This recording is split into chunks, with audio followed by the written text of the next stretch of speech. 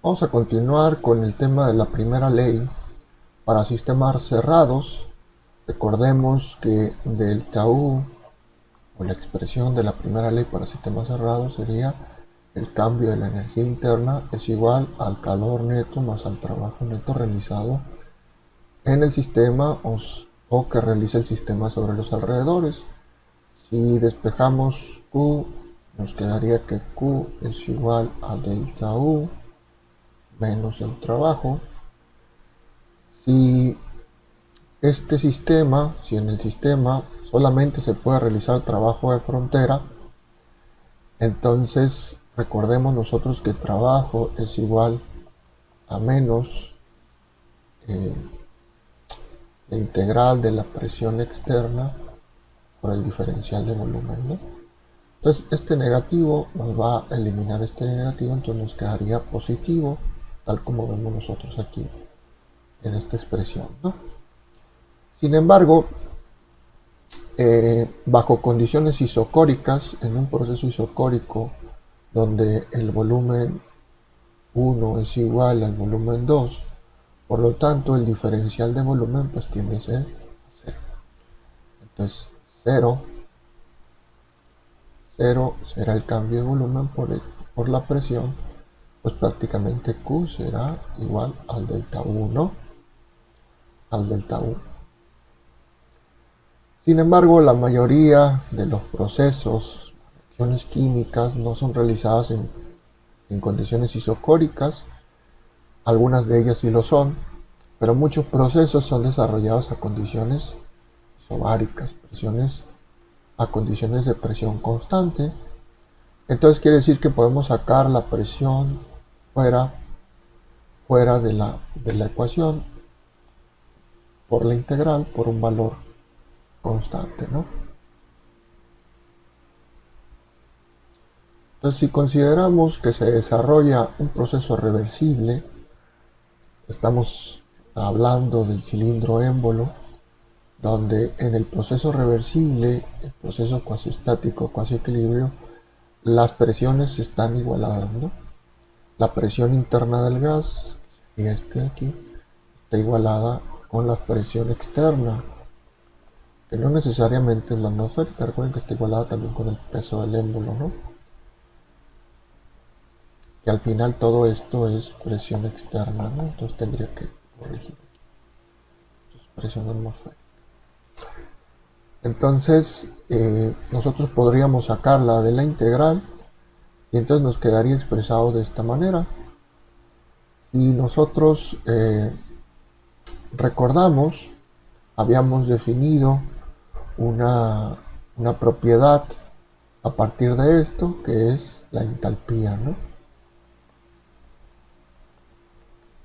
Que ya la habíamos definido en unidades anteriores.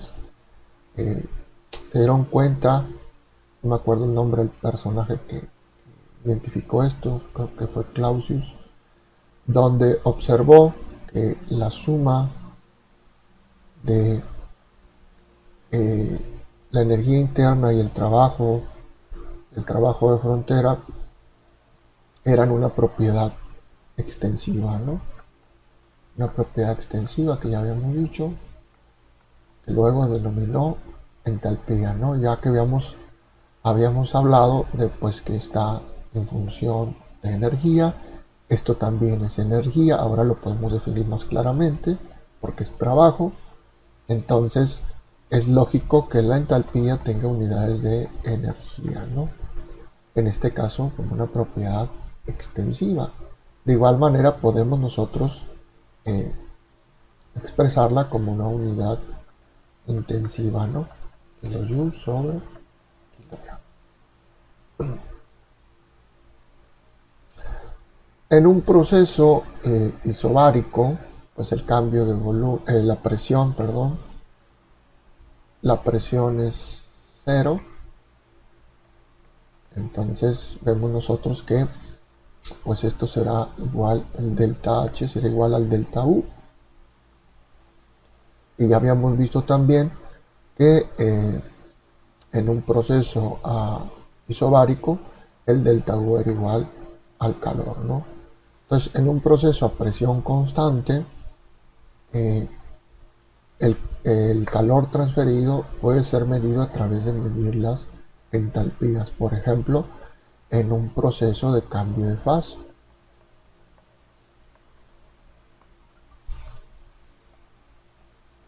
Si nosotros tenemos el gráfico de temperatura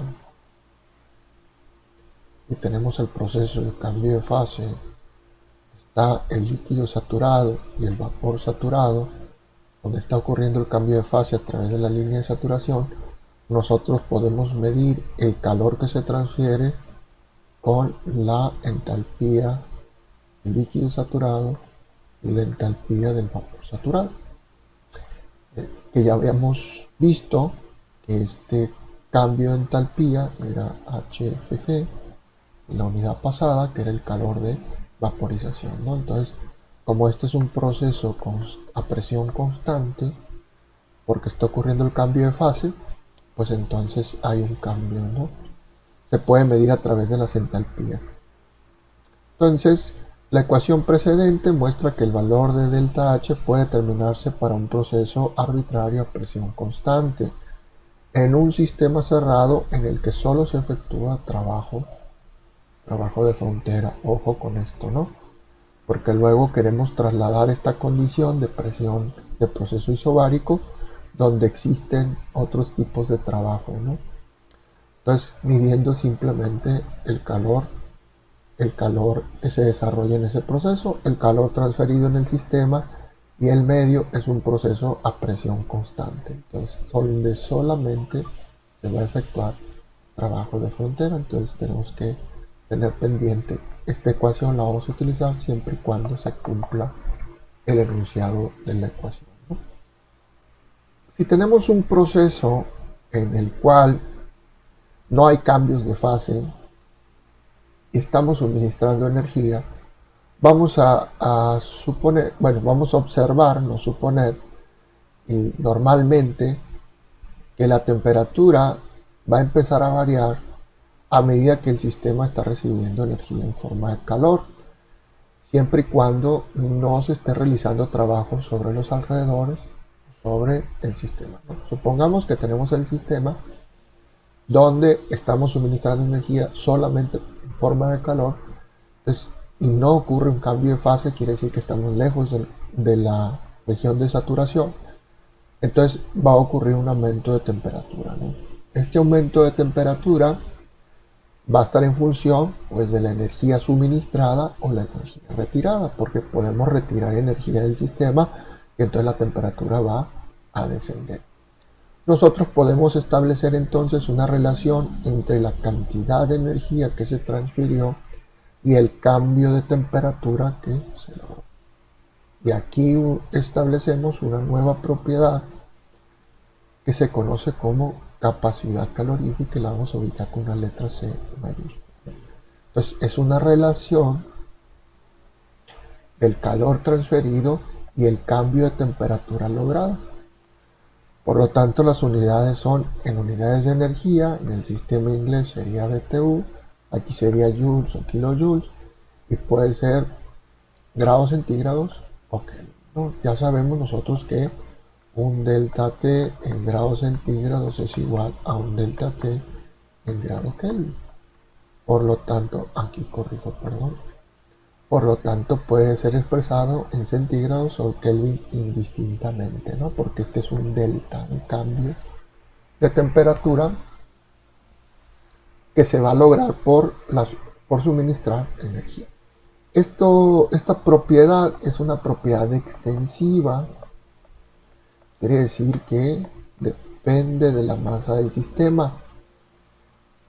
Si yo tengo una piscina y tengo un vaso de agua, los dos están en temperatura ambiente, pues por lógica vamos a requerir más energía para poder lograr un mismo cambio de temperatura. Supongamos que yo quiero llevarla a 30, los dos. el vaso de agua y el agua de la piscina la quiero tener acá. Entonces, por lógica, como tenemos más masa en la piscina, pues vamos a requerir mayor energía que suministrar para lograr el mismo delta T, pues en este caso, de 5 grados centígrados o 5 Kelvin, ¿no? Por eso es una propiedad extensiva, porque depende de la masa del sistema. Entonces, sustancias que requieren mayor transferencia de energía por un cambio pequeño de temperatura tienen una capacidad calorífica alta. Si yo tengo valores altos aquí y valores pequeños aquí, pues voy a obtener valores altos. Estas sustancias van a ser más efectivas para poder almacenar energía. En este caso que estamos hablando de energía cinética, ¿no? Que no hay ningún cambio de composición para que ocurra un cambio de energía química, simplemente es energía cinética y no está ocurriendo cambio de fase, ¿no? Estas sustancias pueden almacenar mucha energía y se va a ver reflejado en un cambio pequeño. Por ejemplo, el anticongelante de los automóviles. El anticongelante que colocamos en el radiador, de color amarillo, medio verdoso, fluorescente. El anticongelante tiene una capacidad calorífica alta. De hecho, es necesario que tenga una capacidad calorífica alta. ¿Por qué? Porque no queremos que ocurran cambios de temperatura en el anticongelante, a pesar de que esté absorbiendo mucha energía del motor. ¿Por qué no queremos que absorba mucha energía? No queremos que suba demasiado la temperatura, porque se puede acercar al cambio de fase. Y no queremos que el anticongelante haga cambio de fase en el motor, porque nos va a reventar las líneas o nos va a reventar el radiador. Entonces, el anticongelante, la sustancia, el polímero del anticongelante, tiene la capacidad de absorber mucha energía y que ocurra un cambio de temperatura. Por ejemplo, normalmente estaríamos a 25 y yo voy a absorber mucha energía y al final el cambio va a ser pequeño, ¿no? Va a ser pequeño, supongamos que el anticongelante tiene una temperatura a presión atmosférica de, no sé, 110 grados centígrados, ¿no? 110 grados centígrados, entonces de esta manera estoy absorbiendo mucha energía y pues los cambios de temperatura van a ser muy pequeños. Pero si yo pongo agua y se está suministrando demasiada temperatura, el abanico no funciona bien, el sistema de radiador está dañado o no es tan eficiente para la transferencia de energía, retirar la energía al refrigerante, o en este caso el agua, pues el agua va a subir a 100 grados centígrados y va a cambiar de fase y nos va a causar los problemas que ya conocemos, ¿no? Lo mismo opera en temperaturas bajas, ¿no? Tampoco queremos que el anticongelante llegue al cambio de fase de líquido a sólido. ¿Por qué? Porque se va a congelar y pues se van a tapar todas las líneas y normalmente el líquido que se compone de agua, porque es un polímero disuelto en agua, pues va a tender a expandirse y va a tender a romper todo, ¿no? Entonces también cumple la misma función cuando retiramos energía, pues no queremos que ocurran cambios de temperatura, cambios de temperatura muy bajos, muy grandes, ¿no? Sin embargo, trabajar con propiedades extensivas, pues ya hemos visto que no es conveniente, por lo tanto tenemos que volver esta propiedad una propiedad específica. Entonces ya hemos visto que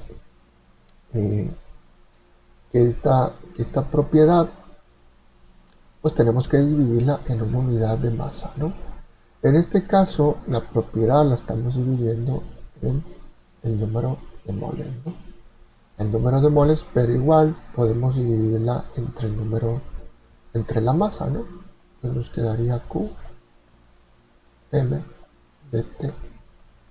Entonces nos quedaría joules M grados centígrados, perdón, va a ser kilogramos, joules, kilogramos. Ahorita vamos a hacer una distinción, ¿no? Normalmente tiende a expresarse como en algunas bibliografías sigue manteniéndose la C mayúscula, en otras se mantiene utilizan la C minúscula, ¿no?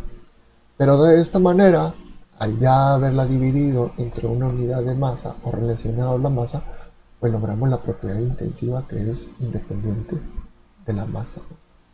Normalmente la capacidad calorífica está definida de dos maneras, en procesos a volumen constante o en procesos a presión constante. Si estamos en un proceso a volumen constante, ahorita estamos hablando de capacidad calorífica, no tenemos unidad de masa aquí, ¿no? Para ver este detallito. Si estamos hablando de que es a volumen constante, pues nosotros sabemos que el delta Q va a ser igual al delta E, que en el estado estacionario, en un sistema cerrado, que no tiene nada que ver con energías cinéticas o potenciales, pues el delta E es igual al delta U, ¿no? Entonces nos quedaría expresado de esa manera. CB igual al delta U entre delta T. En un proceso a presión constante, pues es un delta H, como ya lo vimos. El calor a presión constante puede ser medido a través de medir el cambio de entalpía del sistema, ¿no? Entonces nos quedarían estas expresiones, CD o CP, con esto, ¿no?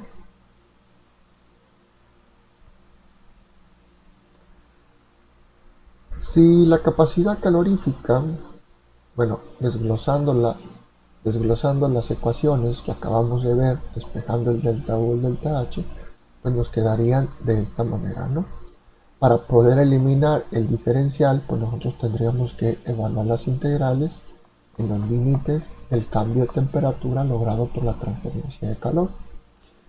Si la capacidad calorífica del sistema es constante en un intervalo, normalmente en intervalos pequeños, pues vamos a poder sacar esto fuera del integral. Nosotros evaluar las integrales de un diferencial, pues prácticamente es T2 menos T1, ¿no? Donde estos valores son constantes. Debemos nosotros tener precaución y revisar sobre la bibliografía la sustancia que estamos analizando para ver si podemos hacer esta afirmación, ¿no? Nosotros podemos ver que a temperaturas bajas prácticamente el CB y el CP pues tienen el mismo valor. Ya estaríamos hablando de más o menos por aquí, a los 100 grados, más o menos aquí serían 300, bueno, por aquí, más o menos serían los 100 grados. Si hacemos un cambio de temperatura pequeño, pues no va a haber un cambio muy importante entre ellos, ¿no? Entre estos valores, pero a medida que vamos aumentando, esto se va agrandando, ¿no?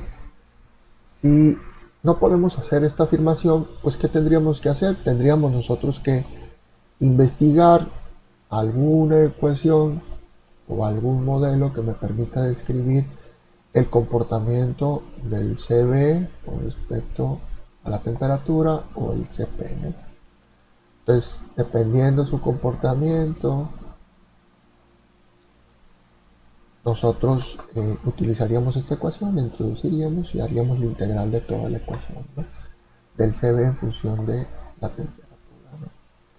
Sin embargo, nosotros, como estamos en termodinámica, viendo ahorita los fundamentos, estaremos prácticamente manejando que permanecen constantes, ¿no? Aquí podemos ver prácticamente permanece constante, ¿no? En este caso, el CP sí empieza a cambiar un poquito la temperatura, pero si hacemos intervalos pequeños, pues ese CP no va a hacer mucha la diferencia, ¿no? Mucha la diferencia de esto, ¿no?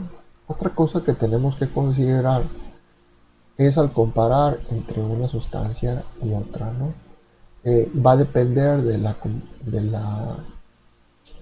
composición de la molécula, el cambio, en este caso, del Cb. La composición afectará primordialmente más al Cb, entonces dependiendo del tipo de la molécula estaremos nosotros observando, entonces tenemos que buscar alguna referencia, observar si podemos nosotros considerar que es constante, en este caso el helio, el monóxido, pero ya en este pues sí, sí es un cambio importante, pero todo depende de, ¿no? Depende de la exactitud que nosotros queramos para el proceso que estamos evaluando.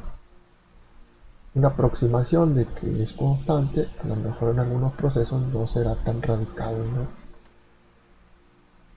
Bueno, las ecuaciones que acabamos de ver, nosotros las podemos reescribir de esta manera, donde vimos que entonces el Cb y el Cp tendrán unidades de joule, kilogramo,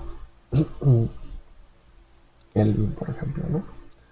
Donde las unidades de la masa pues serán kilogramo y estos serán Kelvin, para que nos quede joule nada más, ¿no? Si estamos evaluando de esta manera, recordemos los dos casos, estamos evaluando la energía que se transfiere en forma de calor. Si no está ocurriendo ningún cambio de fase y está logrando un cambio de temperatura, entonces a quién nos estamos refiriendo, aquí está mal, es al calor sensible.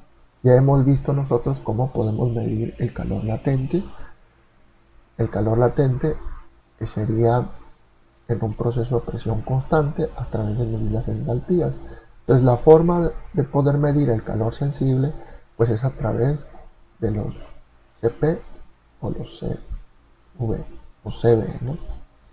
Entonces si estamos en un sistema cerrado donde no se genere trabajo, donde no hay cambio de fase, pues estas serían las ecuaciones, ya sea en su forma de calor en función de la masa o en su forma extensiva. No, forma extensiva no. Calor no es una propiedad extensiva. Sería en kilojoules, pues sería expresarlo de esta manera, ¿no? Serían de estas dos maneras.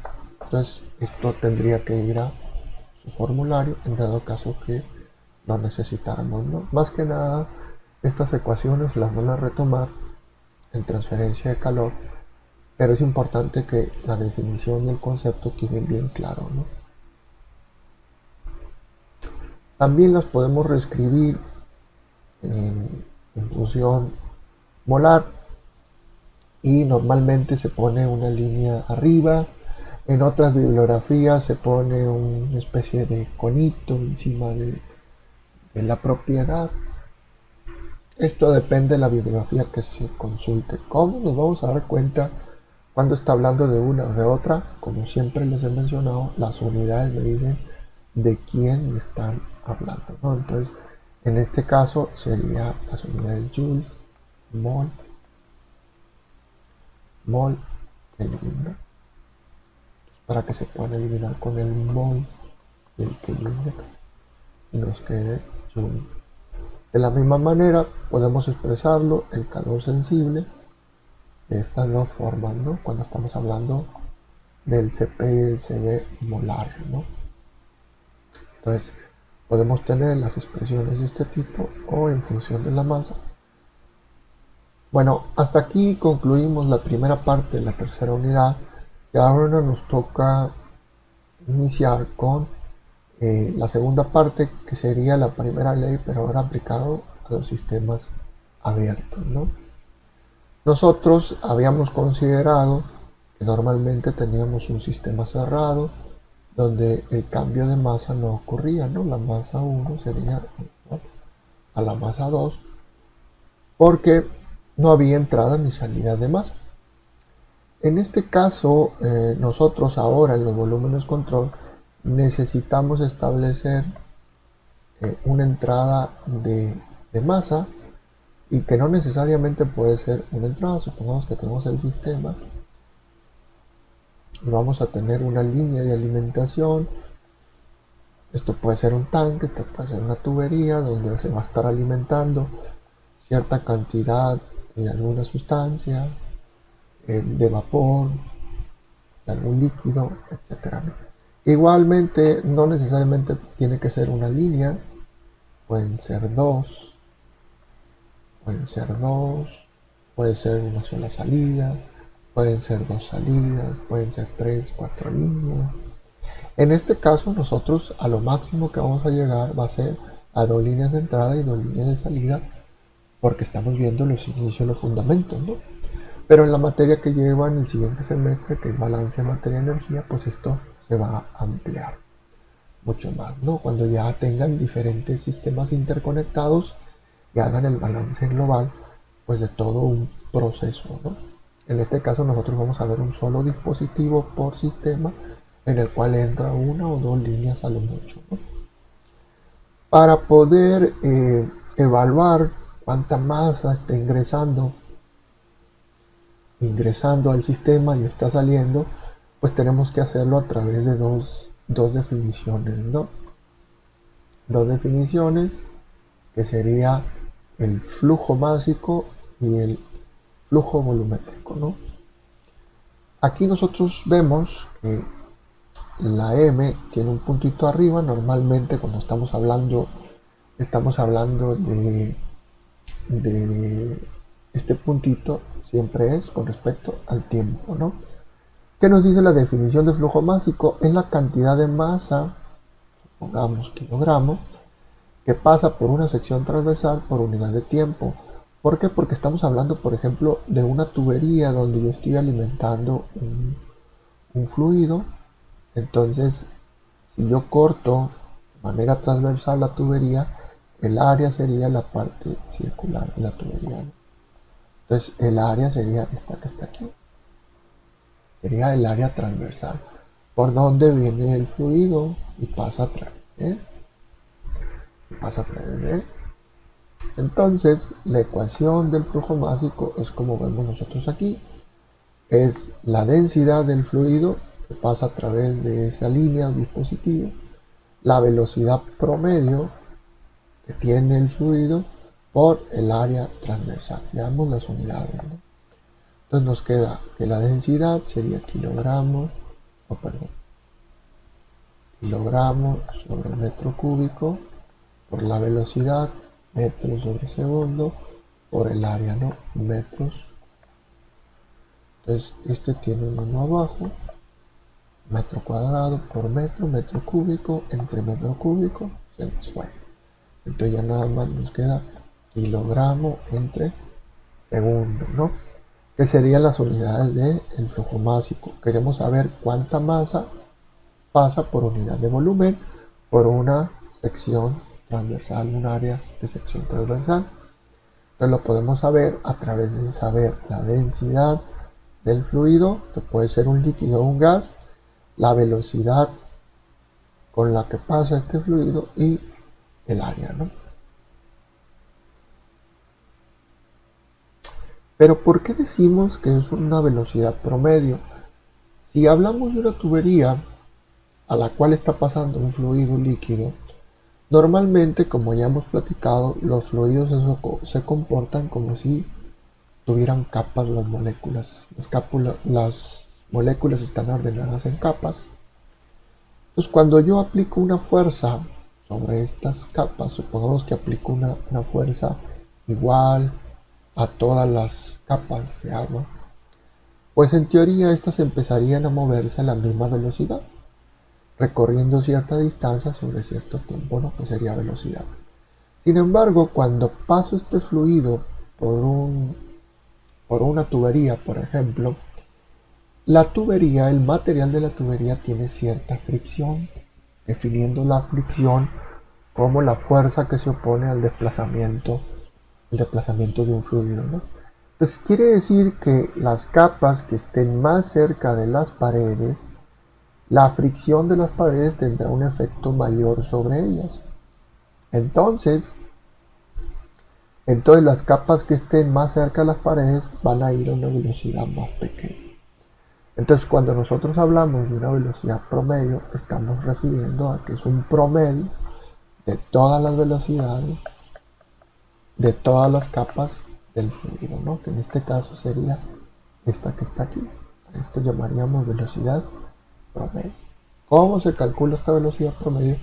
Ya lo verán en la siguiente materia, cuando vean ustedes la materia de fenómeno de transporte 1 o flujo o mecánica del fluido, ¿no? Donde verán las ecuaciones de Newton para evaluar, determinar las velocidades, ¿no? En un fluido.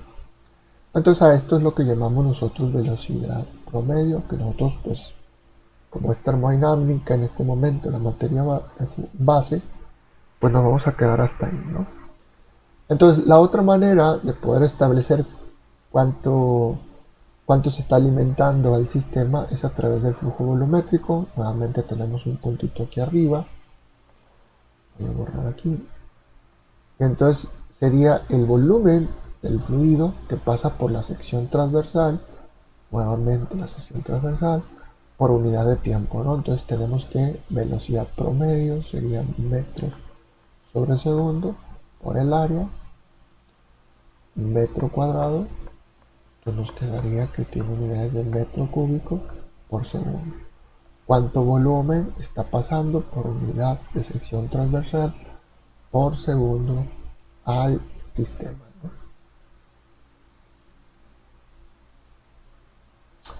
Muy bien. Si aplicamos ahora el principio de la conservación de la materia, donde también la masa no se crea ni se destruye, no se crea ni se destruye, entonces nosotros tenemos que evaluar este cambio de masa como la transferencia neta de masa hacia o desde el volumen control durante un intervalo de tiempo será igual al cambio neto, que puede ser un incremento o una disminución en la masa total dentro del volumen control a través de ese balance de tiempo. En otras palabras, estaríamos diciendo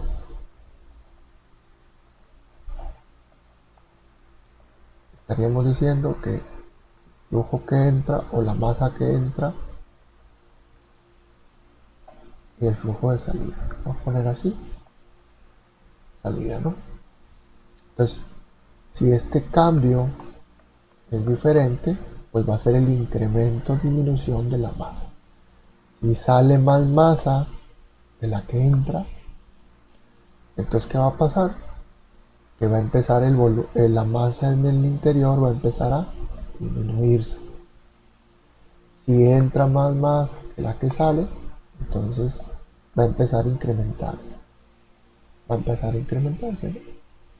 La cantidad de masa dentro del sistema. Es lo que nos expresa esta ecuación que está aquí, ¿no? Si nosotros la evaluamos a través del tiempo, tenemos tiempo aquí, tiempo aquí, tiempo aquí, pues entonces masa por tiempo es flujo volumétrico de entrada, perdón, flujo másico de entrada y flujo másico de salida. Será igual al incremento o disminución de la masa durante el mismo intervalo de tiempo en el cual se está evaluando, ¿no? O en el intervalo de tiempo en el cual se evalúa.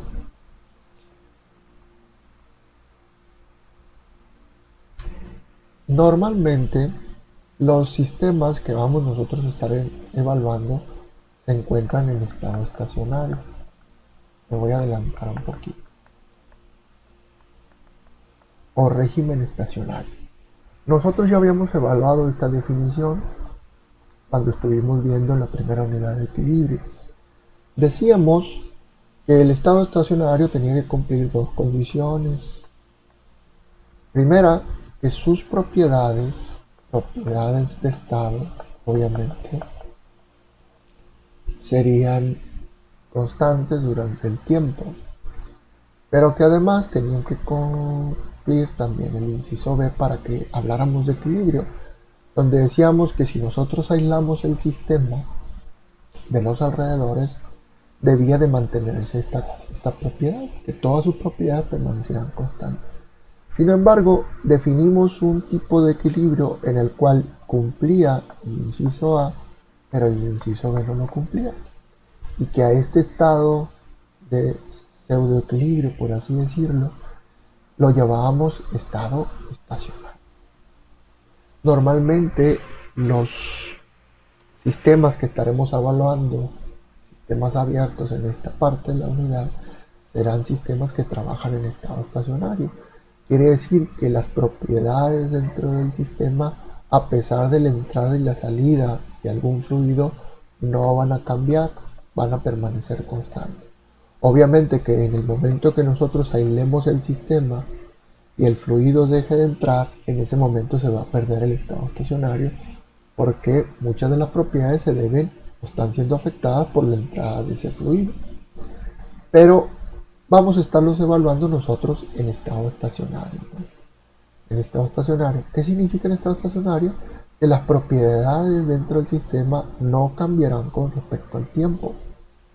Entonces quiere decir que la masa tampoco cambiará, permanecerá constante a través del tiempo. En otras palabras, este cambio de masa va a ser cero. ¿Qué significa esto? Pues que el flujo másico de entrada menos el flujo másico de salida será igual a cero. En otras palabras, el flujo másico de entrada será igual al flujo másico de salida. Para que se cumpla la condición de que no hay cambio de masa, pues la masa que entra tiene que ser igual a la masa que sale, indistintamente si es una, dos, tres, cuatro líneas de alimentación o una, dos, tres, cuatro líneas de alimentación, que ya lo estaremos retomando por allá cuando incrementemos el número de líneas, ¿no? De este momento nos quedamos con esto, de que el flujo másico de la línea de entrada tiene que ser igual al flujo másico de la línea de salida, porque los dispositivos que estaremos evaluando estarán en estado estacionario, ¿no? Que es igual en la industria. Bueno, vamos a expresar algo importante. Si nosotros tenemos esta condición en el estado estacionario, podemos desglosar esta ecuación, ¿no? Densidad, recuerden, esto es velocidad. Le voy a poner una flechita aquí arriba de velocidad para que no nos vayamos a confundir con volumen. Les recomiendo que lo hagan ustedes también cuando estén haciendo sus apuntes, ¿no? Porque luego es muy común que confundan volumen en esta ecuación y me pongan aquí volumen, ¿no? Entonces voy a estarla manejando así con una flechita para que no se vaya a confundir. Entonces, densidad por velocidad por área, pues va a ser igual a la densidad 2 por velocidad 2 por área 2, ¿no?